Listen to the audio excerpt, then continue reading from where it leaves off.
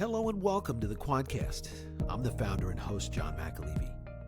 This podcast, while mainly for and about folks like me who have had their lives affected by a spinal cord injury, is really for anyone who just wants to be inspired. In this space, I speak with individuals who have had life-changing injuries and accidents, and yet in spite of insurmountable odds in many cases, have gone on to do amazing things with those lives. I'm reminded of the old metaphor that when life gives you lemons, you make lemonade. Well, my guests, they take those lemons and roll right over them with their wheelchairs and rollators on their journey. I'd like to thank you for lending me your ears for another session of OT and PT for the soul. So, what do you say we get this show on the road? Owen Weiss, welcome to the Quadcast. How are you, my friend? I'm doing great. Thanks so much for having me. I'm really excited to be here.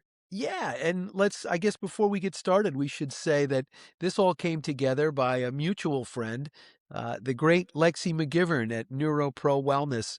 We met at her gym on Route 10, which is awesome, isn't it? Yes. It's been great to not only actually have a gym for us to go to exercise, but also to meet each other, to meet people. Absolutely, and her colleague MC is wonderful, and they're really going to do well up there. If you're looking to do PT, and I know they're going to hire an OT and a massage person there, so that's NeuroPro Wellness, and we'll put a link in the bio when we're finished with that. So that's a wonderful spot and really good people who know what they're doing and they're kind-hearted, which is really what you're looking for when you're in our position, right? When we're coming back from injuries and setbacks. And so why don't we begin the podcast as I do all of mine? And why don't you tell us, Owen, where did you grow up and what were some things you were interested in your youth? Yeah. So I was born actually in Livingston, New Jersey. I was born in the ambulance on the way to the hospital. I came into this world with a bang in the medical world. So And sirens blaring. You had exactly. to, Yes. Yes. wow. So I was born on Route 10, but I grew up in Randolph, New Jersey, and I went to all my school here. Um, and growing up, I was pretty active. I played a lot of sports. I pretty much tried every sport, but around high school, I landed on basketball and tennis, Okay. were my main two sports. I And could see why basketball, you've got some height to you. How yes, tall I are you? do. I am 6'5". 6'5". Oh my Yes, gosh. I coached yes. basketball for 22 years in Milburn. Oh, really? Yeah, I had eighth Oh, grade. wow. So I would have had you in the paint and I would have had my kids feeding you down low. Yeah, that would have been me. Oh, that's great. Obviously you played inside. Was that with the position you played, forward and center? You know, that's where they always wanted me, but Yeah. but I did not identify with that play style. Yeah. I don't know. I really liked ball handling. I really liked that I much rather preferred to be out on the wings. Well, it's funny. I had one young man who I saw him at the preseason before we had our tryouts, and he was big. He was the biggest kid in their class. So I went up to him and I said, "Man, I am going to have fun. I've got a lot of great plays to get you the ball on the blocks, and we're going to have a party." And he said, "You know, Coach, I'm a point forward." And I thought, "Oh my God, we're not in Kansas anymore. These guys are Yeah. telling me what position they're going to play."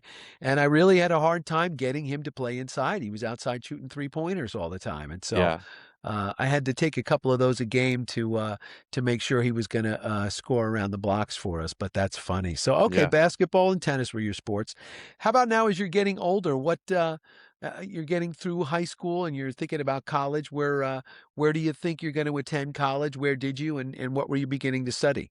Yeah, so I graduated high school in 2019.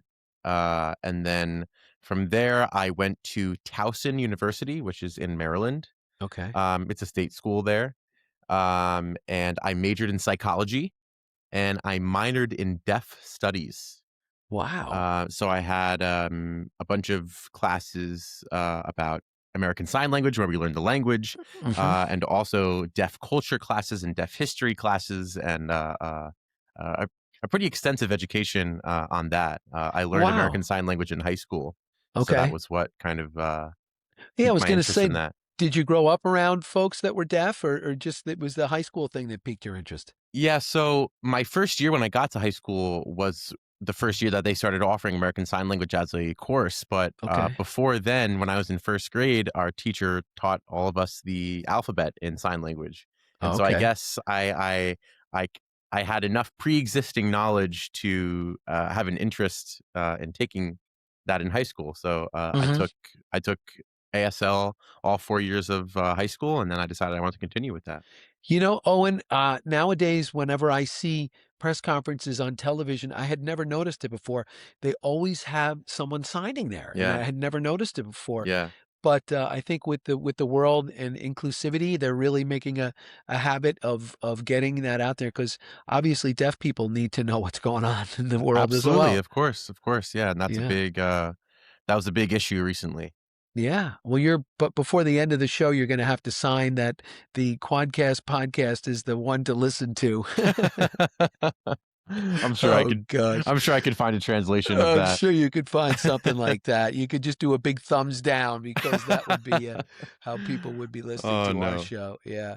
Well, now how about let's talk about what brings you and I together, why our paths have crossed. And so yours is a unique story. Most of my subjects and guests have had spinal cord injuries, whether it would be through traumatic injury like a car accidents or dives into pools and things like that. Yours Yeah, is a little bit different. Why don't you tell the audience that at 21 years old you began having some symptoms? Why don't you tell us what they were yeah, and what the doctors ultimately thought it was, and then they found out maybe it wasn't that. So tell us a yeah. little bit about your story. So, when I was 21, I started having some issues with sensation, and strength.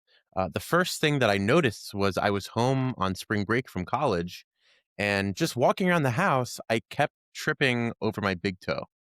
Wow. And, like, this would happen, like, multiple times a day, and I've never tripped over my big toe before walking. I wouldn't say I'm a very clumsy person, Right. and, at the time, I was seeing a chiropractor, and I had told this to him. I said, "I'm tripping over my big toe, and I'm walking around the house, and I don't know what's going on. Can you adjust me and fix me?" Yeah. So, I was seeing him for a bit, and, after things weren't getting better, he sent me for an MRI.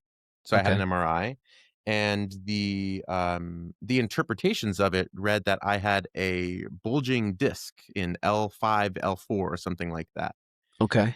Um, Even though, on the MRI, when I looked at it or when my mom looked at it, who has had a herniated disc herself, she was like, "That doesn't really look like a bulging disc to me." But, I mean, Yeah. obviously, we're not doctors, we don't have any, Right. Even though opportunity you to. play one on TV, Right, right? right, exactly. Um, so I went back to school after my winter break, went back and I resumed, and I started Hmm. PT there while I was at school in Maryland Okay. for a bulging disc. Right. That's what was being treated, and I was being treated for that for 6 months. I would do all my home exercises, and, I went to PT 2 days a week, and things weren't getting better not only, but they were kind of getting worse. Okay. I started to get some nerve pain and some sensation issues running up the back of my left leg, um, and, um, yeah, so things started to get worse. Sure. Then that summer, we took a trip to Mexico. Right. And I remember the morning of my flight, I woke up and I felt like my feet were almost like asleep. Hmm. But I had just assumed I was just asleep. My feet are probably asleep. Once I get up Right. and moving, everything is fine. But I really felt like I couldn't move them at all. Yeah. Um, but I didn't really think anything of it because, well, also Yeah. we were going to Mexico. I mean, what was there to do? Yeah. You didn't want to S- say anything or else they would Exactly. cancel the trip. So we Yeah. went to Mexico. We had a great time. Okay. Hmm. But by the end of the trip, I was walking I was walking with a pretty noticeable limp. I Okay. would say, uh, honestly, I was walking the way that I walk now after my Okay. injury, but Now, did it but affect one leg more than the other, or it was it both? affected it. Mostly, it was my left. On my left foot, I had a complete foot drop, and on my right was just weak. Okay. I'm sorry, other way around. My Okay. left was complete foot drop. My right was, Yep. yeah. Um, but anyway, it got really, really bad when we were in Mexico, and I think that's when we knew that it wasn't a bulging disc. Yeah, this is no Um, bulging disc. right. So So I you went came back to the home, doctor, yeah, and what back to the was the doctor. next? They sent me for a spinal angiogram. Have you heard of that Okay. before? I had never heard of that. That's a first Okay. here on the QP. Yes, the spinal angiogram. That Okay. is when it's a procedure that they put you out for, and they make a tiny incision right near the groin, and they put Camera. a tube or a catheter up. No, Okay. not a camera. I think it's just a tube or a catheter up up this artery through Okay. your groin, and they Mhm. inject iodine dye into your arteries and Oh, veins, and right, they use right. an X-ray machine to take pictures of it so they can see how the blood is Gotcha. flowing. And Mhm. that revealed a what's called an arteriovenous malformation that I had in my spine, which Okay. is essentially a tangle of blood vessels. The way that one of the doctors explained it to me is as if you were to imagine a highway, and there's like a divider in the highway, and that keeps the cars going northbound on one side and the cars going southbound on the other. And if the arteries and veins were kind of like opposite sides of the highway, there was a break in the highway divider, and cars were starting to go into the other sides of the highway. Mhm. So it was creating a lot of congestion and a lot of traffic, and was Mhm, limiting the amount of blood flow in my we had a spinal cord. pile up on the 405. Exactly like that. Yeah. So Wow. they said that I had to that needed to have surgery to have this taken care of. So I had my first surgery in June of 2022. Okay. And where did you do Um, that? I did that at Columbia, New York Presbyterian Hospital, Yeah, uh, the in best, yeah. Manhattan, yeah. Okay. And how long did it take to do that? And did you stay overnight? They keep you for a couple days, and what was the protocol? Yeah, so I had the procedure, um, don't remember it. Um, I stayed in the hospital for, I think, 6 days after. Okay. There was a Okay. lot of, boxes I needed to check because, Yeah.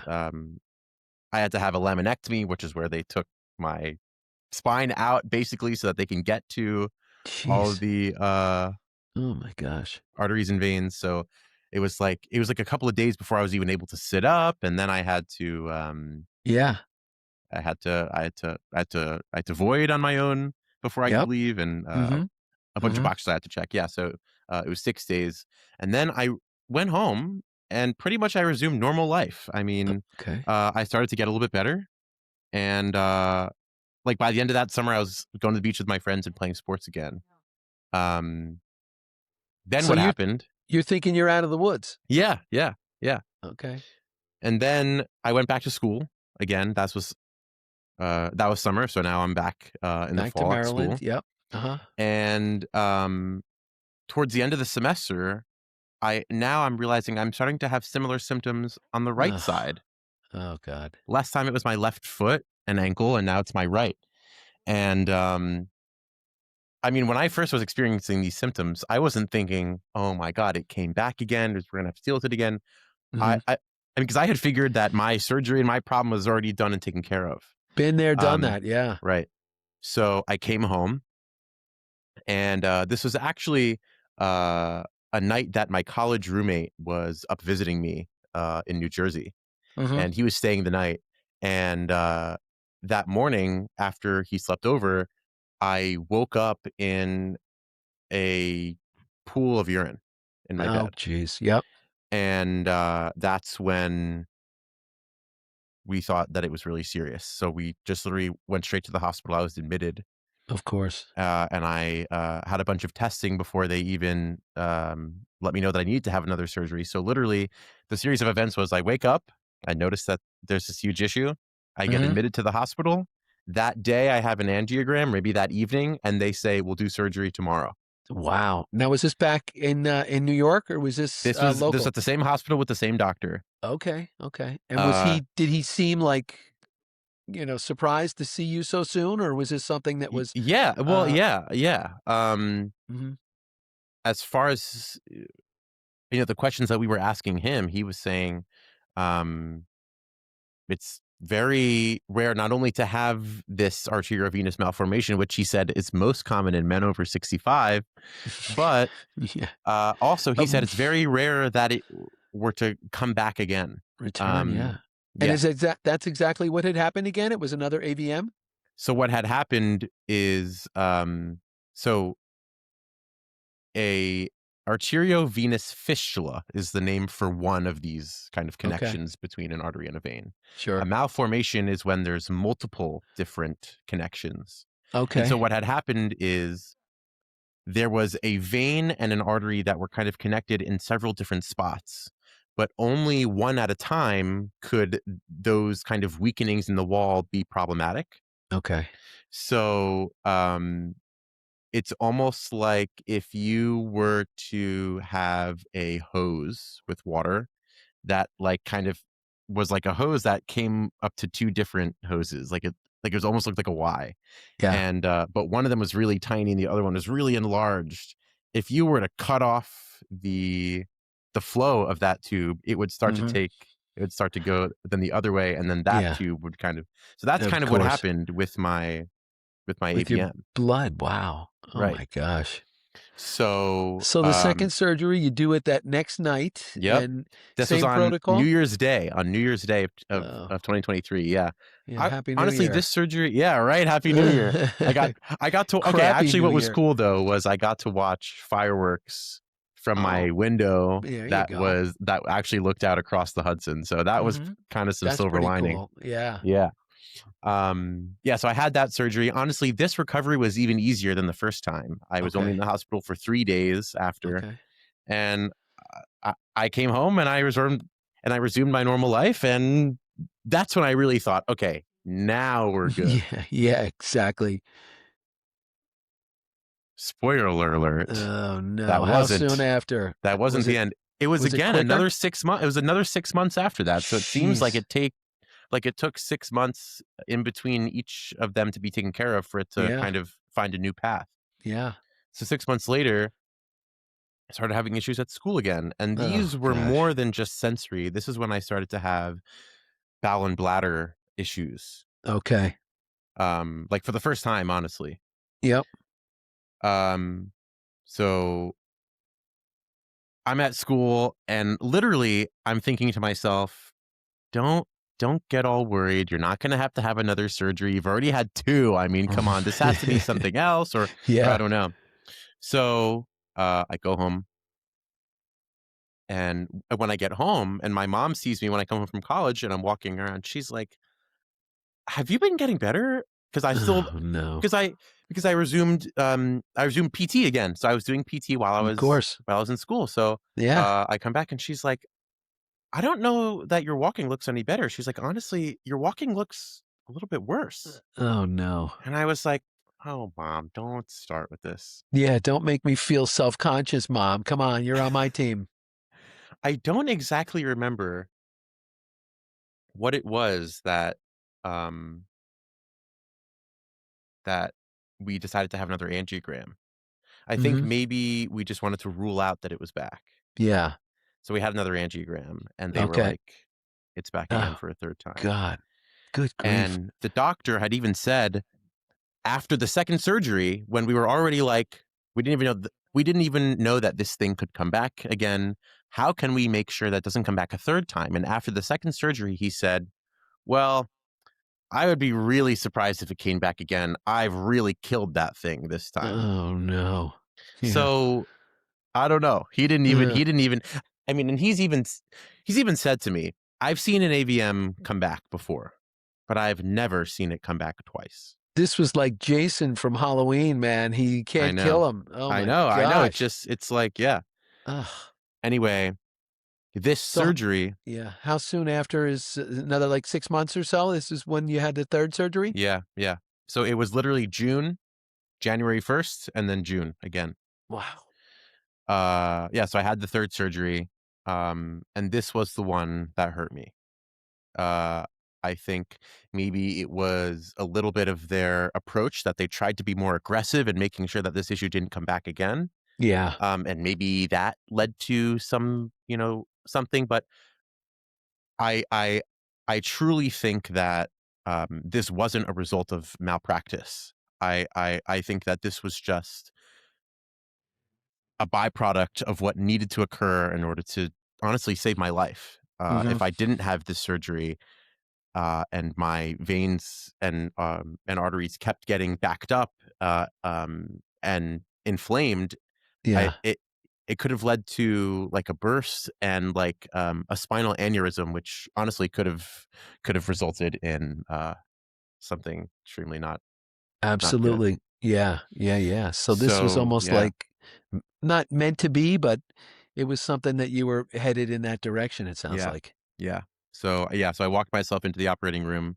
When I woke up, I couldn't move. But even when I woke up, I didn't think this is how I am now. I just kind of thought, okay, well, this is, I guess, maybe, I have to give myself time. Maybe I'll be back to normal next week. Right. Yeah, that was my next Um, question is that when you wake up after the third surgery and you didn't really have any movement or feeling from what was it, your mid stomach down or your waist down? so it's actually really, really complicated Uh-huh. because my case is so complex. There wasn't like a clean break Hmm. in the spinal cord, how there, would be for a traumatic spinal cord injury. Right. But I mean, technically I am classified as a spinal cord injury, but Hmm. because it's non-traumatic, it's like it really has to do with which nerves were being innervated by what Yeah. veins and arteries, and like what parts of the body. So like, for example, like on my left I can feel less of my hip and of my waist than on my right.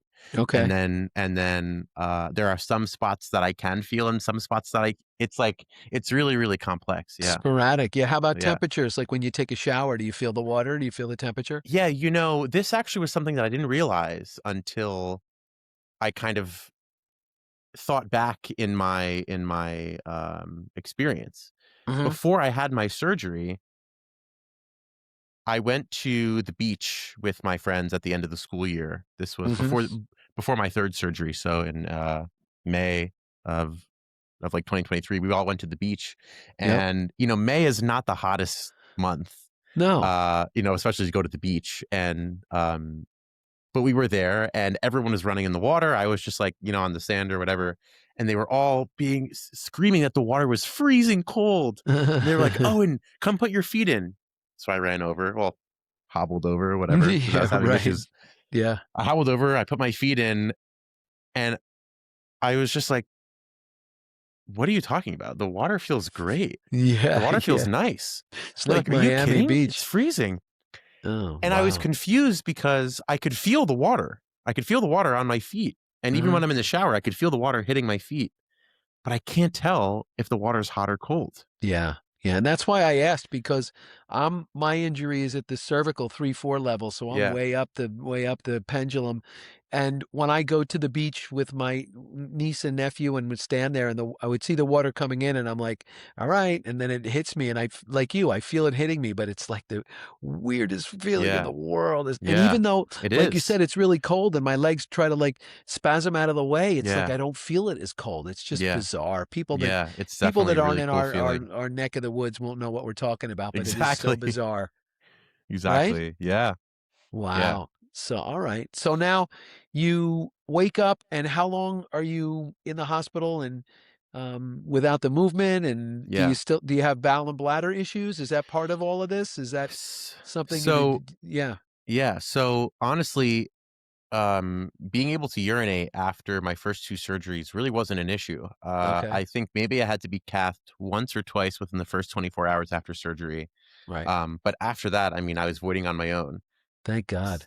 After the third surgery, I wasn't really like looking out for that because I didn't really have that experience. Yeah. I went like a whole day without peeing Hmm. because I didn't feel it, and I wasn't like aware that I might not Right. feel it. Exactly. So I forget, like there was this one time where they were asking about if I had to pee, and I was like, "Oh yeah," like I like forgot about peeing because I just never Of felt the course. sensation, like or like yeah, like I never felt the urge. And Yeah. they were like, "When's the last time you cath?" Or not last time you cath. That's my brain now. when's the Yeah. last time you peed? I was like, I don't know. They're like, let's just catheterize you. I was like, Yeah. okay. All I had right. like 1,000 milliliters. Oh my God. Yeah.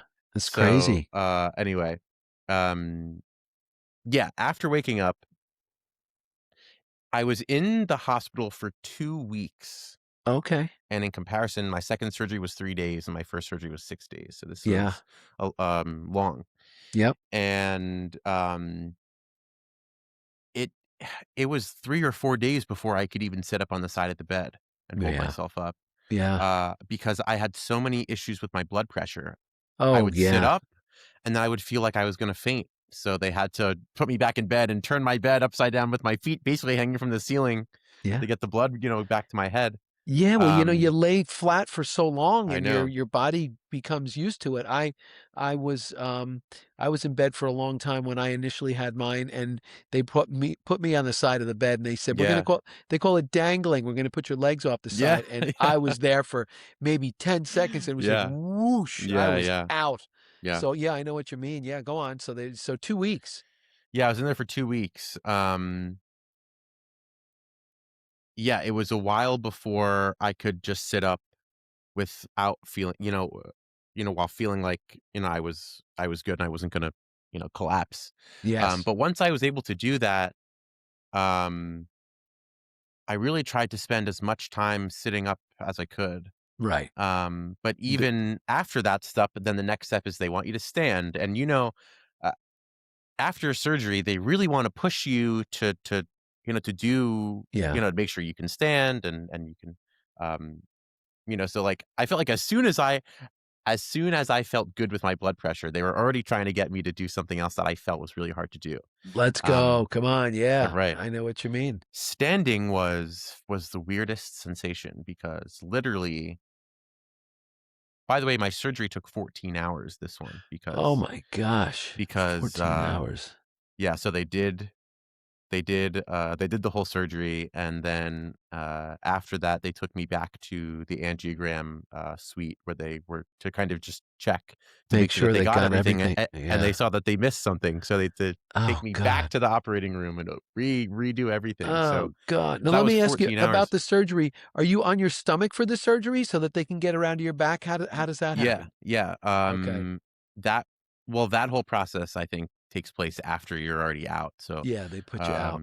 yeah, yeah, Jeez. so, yeah, they put me out first, and then that's when they would turn me, Okay. yeah, So so now they want you standing and let's right. go. They got you in the PT gym in the hospital. Yeah, well, they had to use that device. I'm not sure if you had to use it, or if it's almost like a scooter where the the seat kind of folds up. So they, like, Okay. bring it to the side of the bed, Yep. and then you stand, and then they put the seat down, and then you Oh yeah. sit on it. You Yeah, know I what I'm know what you talking mean. about? Of Yeah. course I do. Yeah, sure. And that was a really trippy, experience for me because that was the first time where I stood up and then I sat down onto the seat, Yep. and I felt like there was nowhere left for me to go, but I didn't feel like I was sitting. Yeah. I couldn't feel, like, my butt on the Oh seat. wow. So I was like, and I and at this time, like, I'm not thinking that anything is permanent. I'm thinking I just had Right. spinal surgery. Right. My spine was open and my vertebrae on a table for 14 hours. Right. I'm not worried about what I can and can't feel right now. I'm sure it'll Yeah. be fine later. It needs to But chill out. That whole right. area just needs to relax. Right. And they, like the staff of the hospital were saying those things to me as well. I mean, it wasn't like I came out from surgery and they were like, he's going to be a paraplegic now. Right. They were also like, we didn't expect this. Let's just start you with PT and see what happens. Cause obviously, we're trying to, grasp at straws, trying to get answers about things. Yeah. Um, but they were also like, let's just kind of see what happens. Maybe things will get better uh, soon. So yeah, Wow. And so once they send you home, what is the protocol then when you get home? Are you going to outpatient stuff? Is that where you then find yourself at Kessler Institute? Is that when that yeah. all came So about? I was directly transported from the hospital to Kessler inpatient. So Okay. I stayed so I stayed there for another 2 weeks. Now, were you on the second floor? I was on the second floor. How did I miss you? Because I've been there since 2020. I don't know how I missed you. I was only there between, let's see, my surgery was June 12th, so I was Mhm. there June 24th maybe Okay. until July 1st or July 2nd. Okay, so you were there, it may have been when I was on vacation or something. And that Because you was, would have. yeah, and that was in 2023. Okay. Because I walk around, I have a service dog. I have the greatest Yeah. service dog in the world, and, you or your family or whatever would have been like, "Hey, there's a crazy guy out here with a dog. We should get him down to your room." I don't remember that, no, but yeah, Oh, wow. I was on the second Okay. floor. So that wasn't for you. You went home and you Yeah, it started was doing awful. therapy for outpatient therapy on your own. Yeah, yeah. You know, I just wanna quickly touch on the Yeah, reason why I decided that I wanted to leave there. sure. Obviously, it's hard to go through this experience at any age, but, I felt especially, alone, Yeah. being that I felt like everyone else there was 50 years older than me, or the next youngest person was 50 years older than me. Yeah. Yeah. Um, and I was already living in the hospital for 2 weeks, and I already felt like I was completely cut off from my friends and my family, Yeah. and when I did get to see my family, and, you know, and when they came to visit me, it felt like coming to visit me was a charity, and Right. not that we were doing something fun together. I didn't have any of these experiences, and, Mhm. I guess, my age contributed to me just Yeah. being absolutely miserable there. Yeah. I could see that, absolutely, and for the longest time, we haven't had a lot of young people, but recently, unfortunately, we do. We have a young man right now who's 17 years old, and he's really going through it. He's Yeah. having a really, really hard time, as you can Yeah. imagine, and one of my I had a good hard time too, friends. yeah. Yeah, one of my good friends, he and the family, we've become really tight now. He was a guest that I had here on the podcast, probably a year to 2 years ago. He was injured in a high school football game, and he was one of the only young ones there. And Wow. he lives down at the Jersey Shore, and his buddies would drive up like a couple times a week, and so that they wouldn't leave him behind. But yeah, it's tough being young. When I was there, I was 24 when I had my injury, and my Yeah. roommate was 59. So it was like, yeah, we had nothing in common other than, hey, what did you used to do? Yeah. And his boys were almost my age. So Yeah. it's a lonely feeling when you're in a Yeah. in a rehab hospital. I can definitely see where you would want to get the heck out of there. Yeah.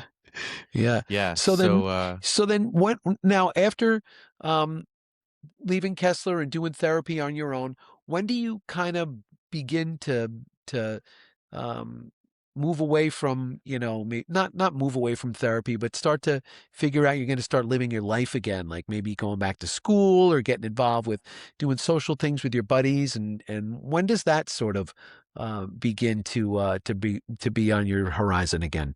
yeah.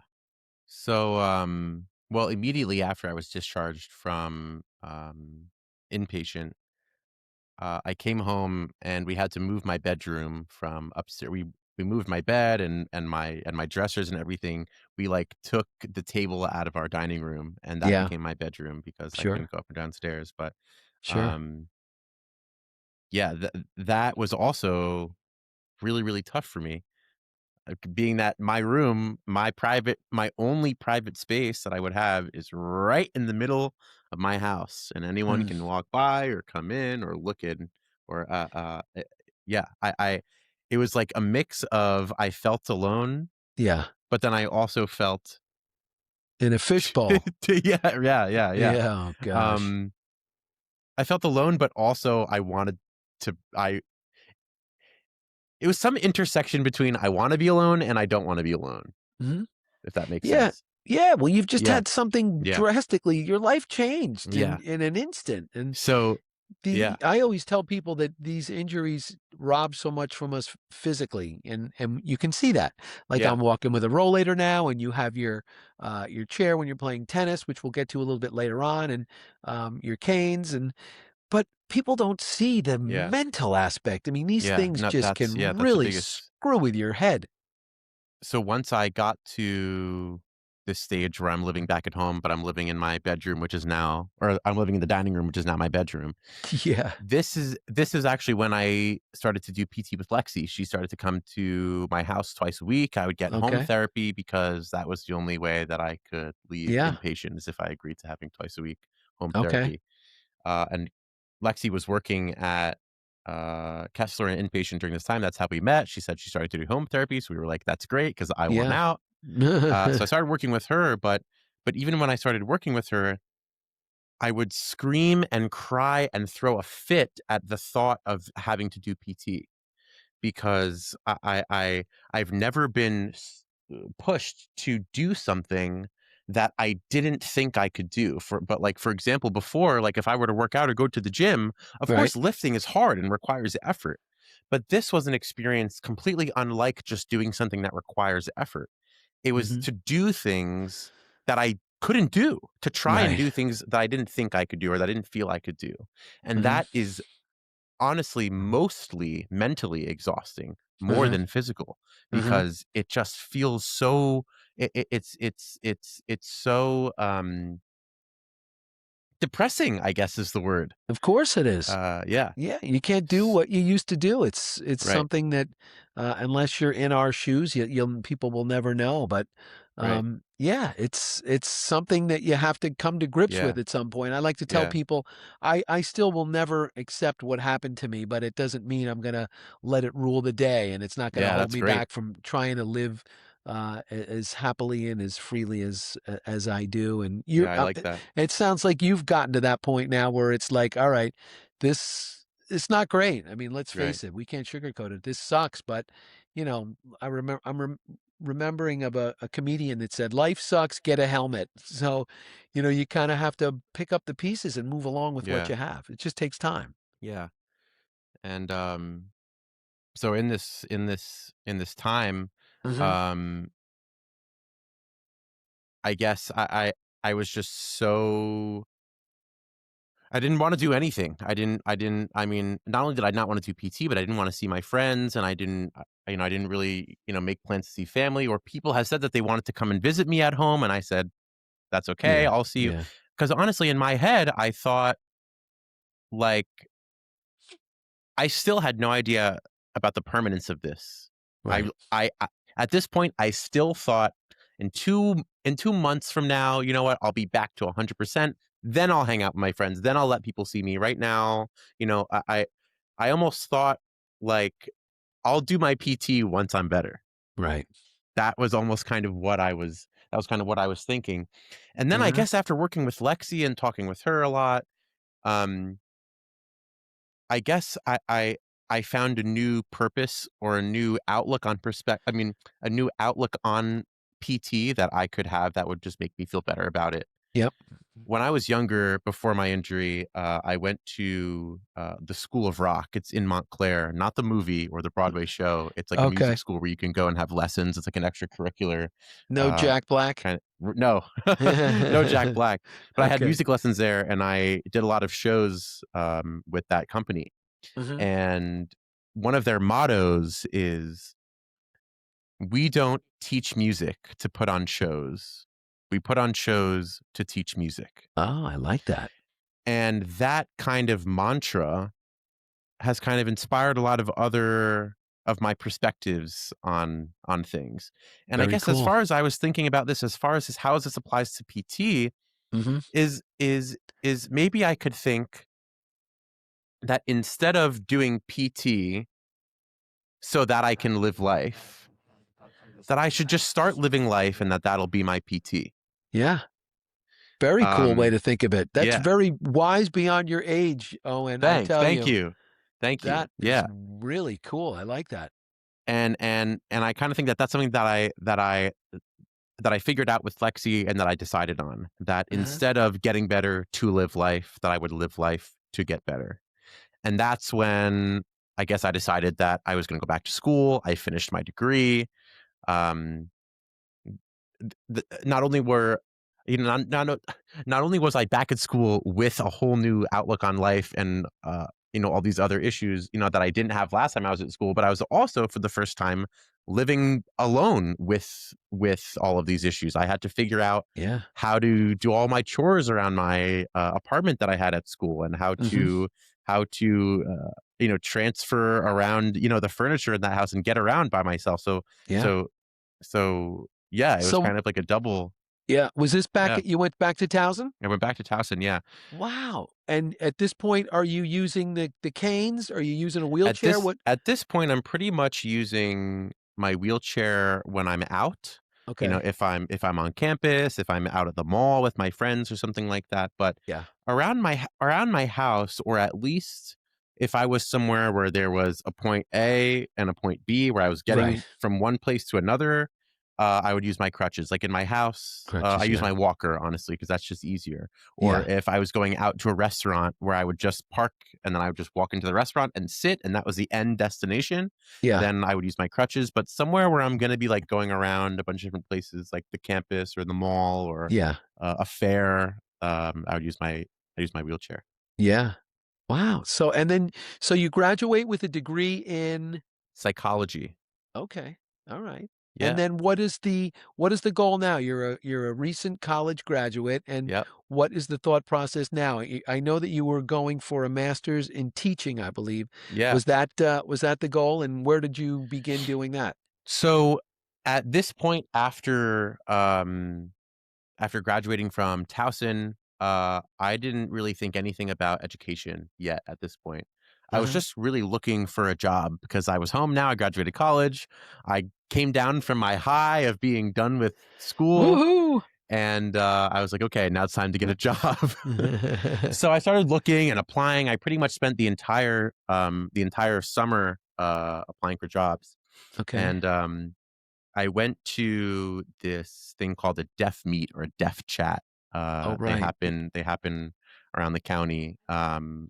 They're basically just opportunities for deaf people or hard of hearing people, or just people who want to practice and use sign language to come together, meet Yeah, and yeah. chat and practice.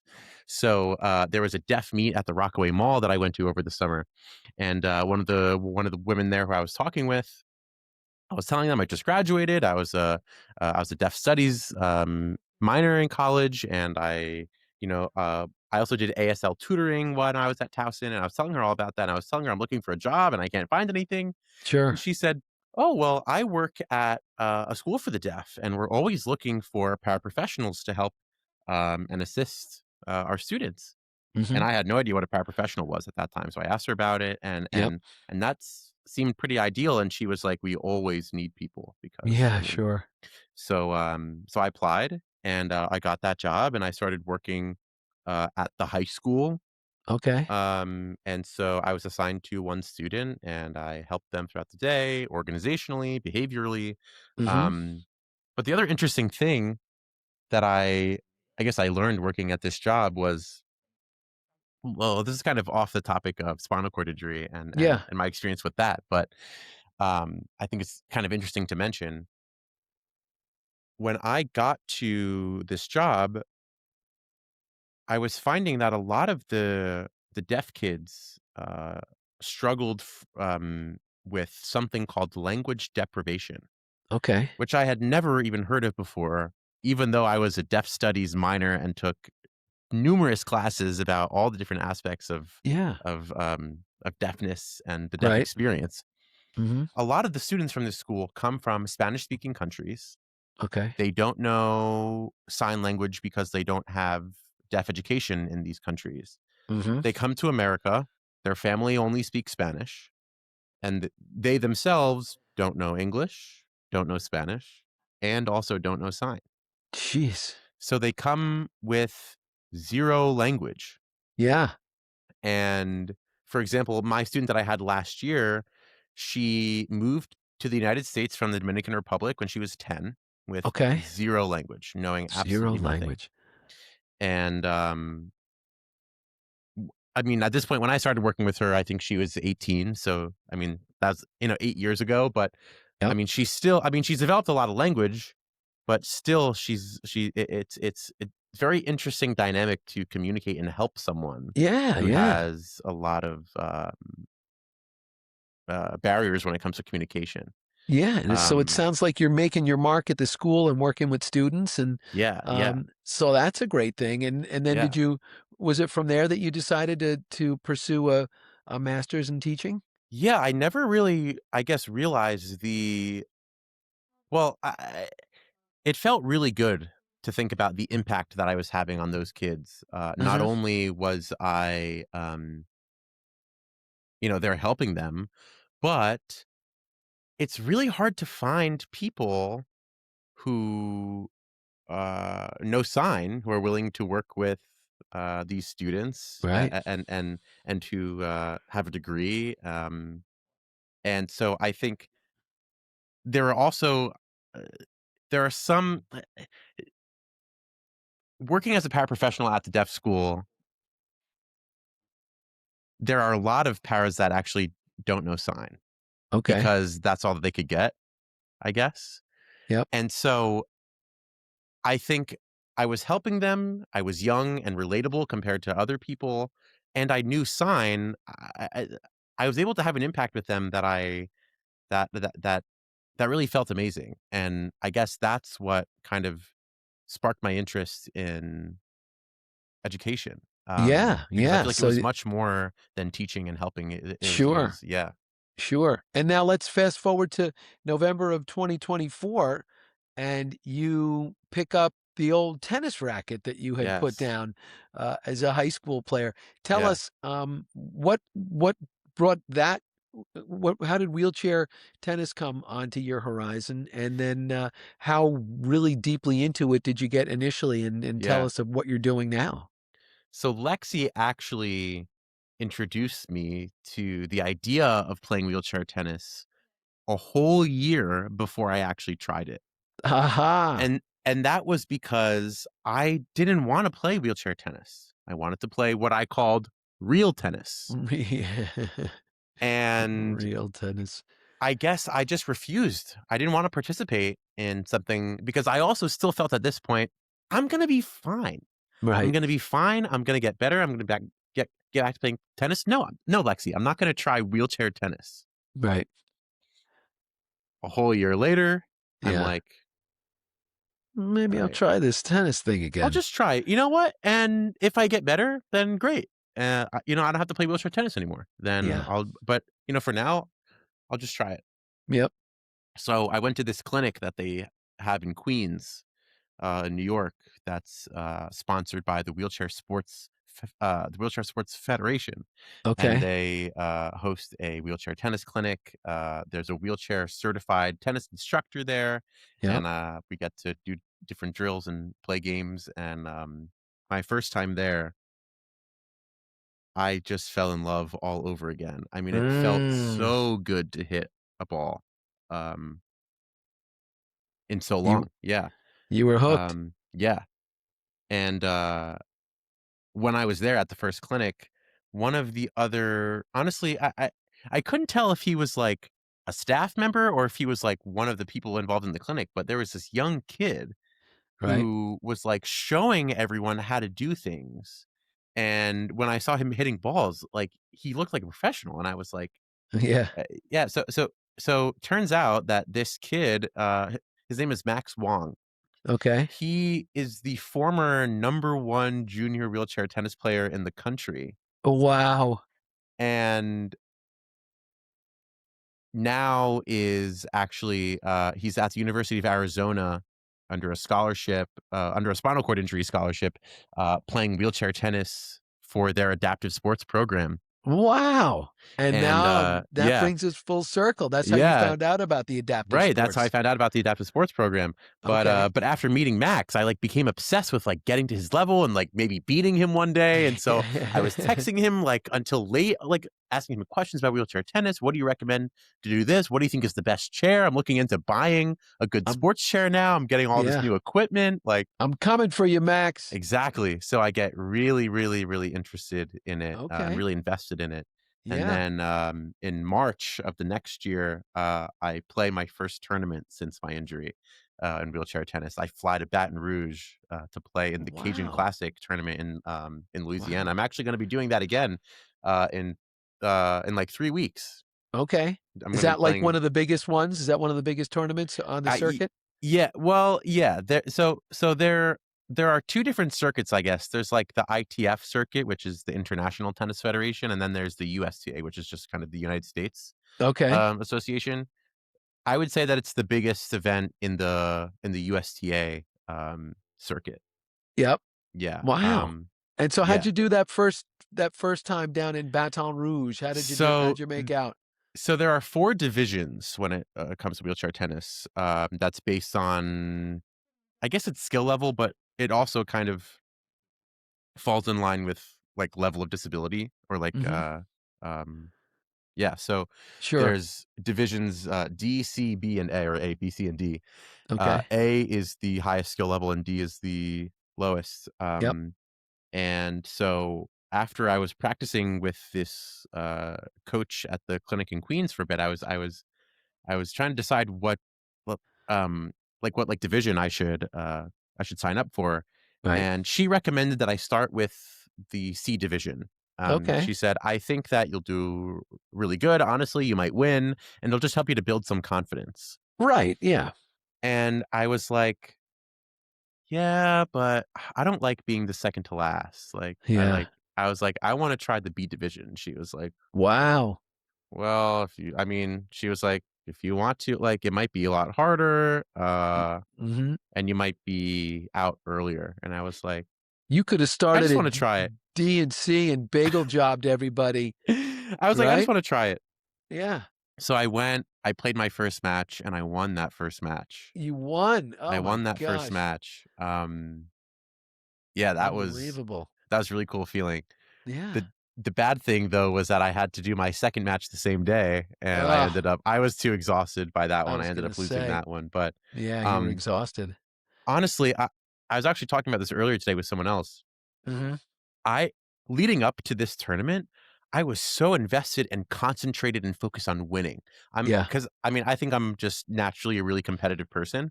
Right. And I also had the experience of playing it and competing in tennis before my injury. I Yeah. had a really, really big hunger to win.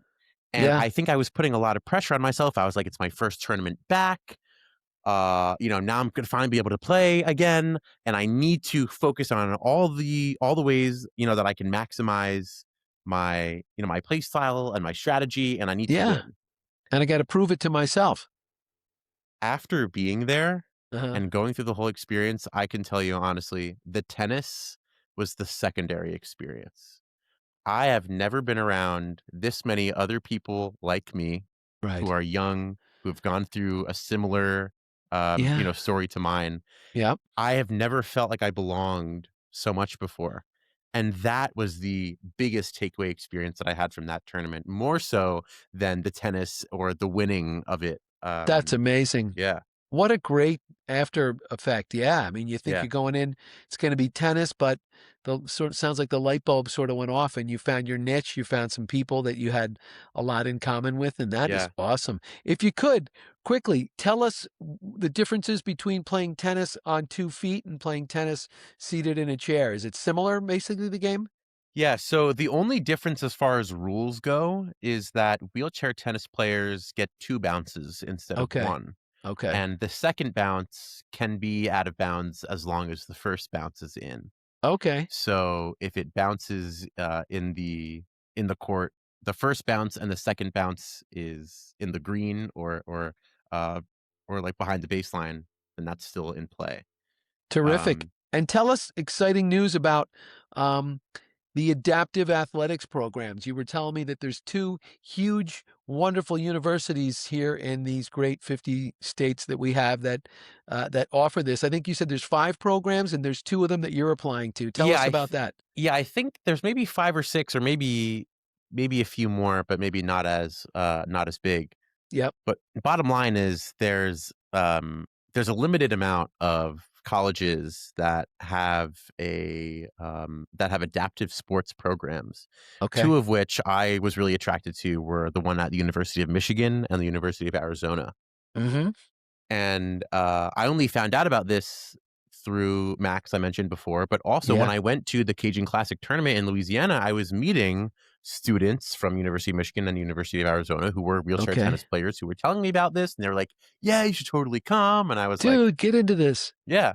But then Huh. I started thinking they were also telling me about this Nielsen scholarship, which is the spinal cord injury scholarship, which Okay. is something like 125% of the in-state tuition towards the out-of-state tuition, as well Wow. as $10,000 a year for housing, $6,000 a year for miscellaneous other expenses. Mhm. So that sounded like a really cool opportunity. I was thinking this might be a really great benefit of my story.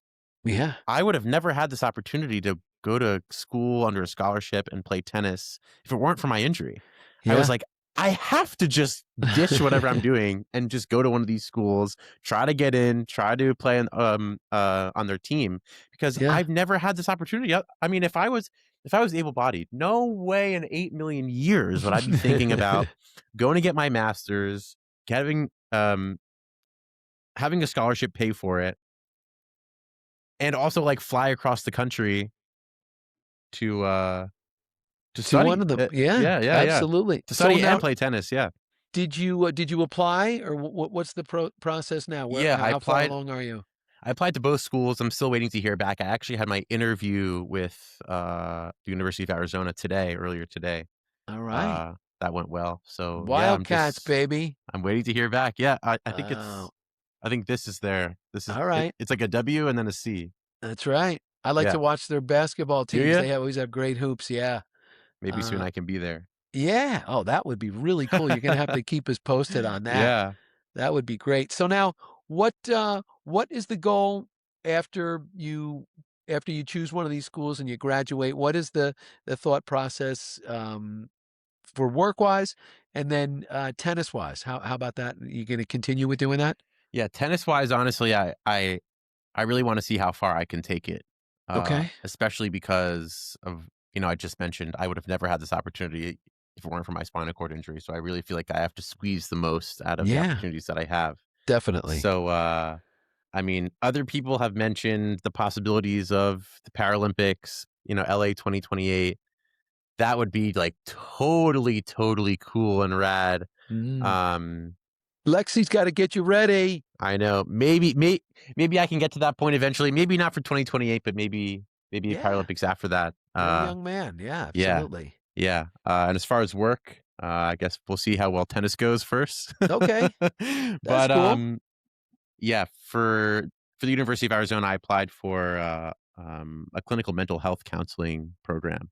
Very cool. My mom and her partner were all therapists, so there Okay, were a lot of counselors and emotional awareness in my family. So so it's in the blood. yeah. It's in the Plus also blood. helping people. I mean, I've got a great Yeah, passion for that. And since my injury and because of my story, now even I more feel that so. it's my duty. Yeah. That's terrific. Yeah, we should have you. I'm the peer mentoring coordinator at Kessler. We should maybe Yeah. talk about getting you up there to be a peer mentor because That'd be great. we do have some young people. As I mentioned, we have someone up there now. So maybe I will be hitting you up on your cell one of these days to see if Please you can do. come up and help us. Yeah. So that brings me to my final question, Owen, which I ask of all of my guests who have, in one form or fashion, had a spinal cord injury. And I'll tell you where it came from. I was waiting in the long hallway at Kessler to visit with my doctor. I had a doctor's appointment, and I was with a friend of mine who was actually a really good high school friend. And unfortunately, he had a really bad spinal cord injury. So the two of us are waiting to see our doctor. And I said to him, Tommy, if I could snap my fingers right now and you would be completely able-bodied again, and he was a high quad in a power chair, I'm like, what is the first thing you would do? So I look over at him and I could see like the smoke pouring out of his ears as he's trying to come up with an answer. And while that's happening, from behind me, I heard a woman say, I would go out in my garden and plant flowers and tend to my flowers. And then a guy next to me who said, I was always a car guy. I'd go out into the garage and Yeah. tinker with my car. And so I thought, I didn't have a podcast at the time, but I thought everybody's going to have a different answer for this. And so Yeah. when I started recording, I put this in at the end. And if you're comfortable telling us, what do you think the first thing you would do would be? I like that question. And people have asked me that question before. Hmm. I would have a list of things, obviously, as I'm sure everyone would. But at the top of my list, listen, I was never a runner and I hated running. Mhm. But now that I can't, there's nothing that I wouldn't do to be able to run again. Maybe in the form of playing tennis. Honestly, that would be ideal, playing tennis again. Yeah. Yeah. Yeah, but honestly, sometimes I think about